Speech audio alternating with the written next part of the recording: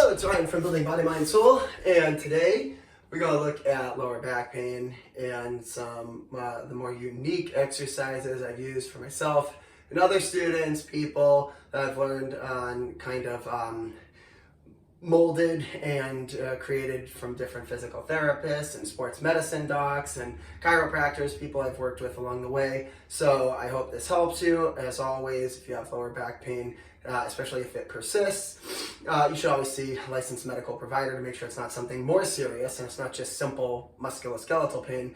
Having said that, here are some things that I do for lower back pain. It's kind of a conglomerate of different ways to activate different muscles for muscle activation. And so here we go. So in the typical bridge position, just a reminder, when you do the bridge, the intent is the bottom of the pelvis pushing up, but the small of the back, the space between the lower back that you have, you want to go ahead and push back down. So it's kind of this opposing force here. You should feel these get tight also, not just the glutes. And so when you do that, once you're in that form, you can go ahead and do what I call the hip turn. So you gotta put one fist over the left hip, and from here, my intention is to turn and press up just a couple inches. Now I won't be able to because I'm actually using an isometric. Like my fist won't let me, the force of my fist. But that's the intention, to go ahead and get this little bit of this turn action just like that.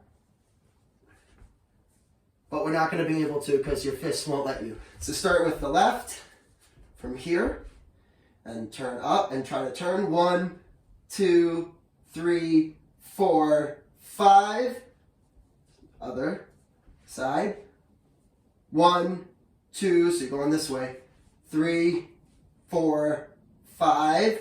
Now we're going to go ahead, fist under, and it's kind of under the bottom of the left of the butt, right? So right here on the side of the hip, and we're going to try to go an angle down, right down, like this.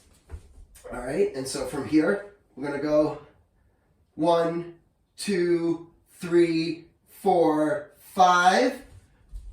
And from here, 1, 2, 3, 4, 5.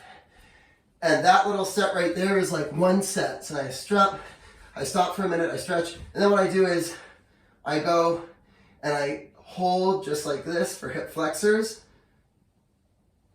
And I'll kind of take advantage of a break position going in and out like this, because hip flexors can mess with people's lower back also, right? So I'll kind of go like this, do a couple slow bicycles, and I go back up. Same thing, hop up, and from here.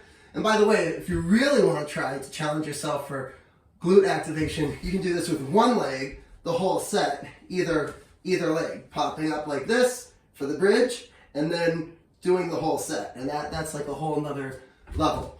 But so we'll go up again. So go up, feel it, press up, lower back, still trying to stay flat. And from here, go 1, 2, 3, 4, 5. 1, 2, 3, 4, 5. Under. So going down and across is the intention, like that. 1, 2, 3, 4, 5. And again, 1, 2, 3, 4, 5. And so really, you're doing like all these, and then you can take your break just with your hip flexor, slow, intentional bicycle pushes, I call them, whatever it is. I don't look at it as really bicycles. It's a push.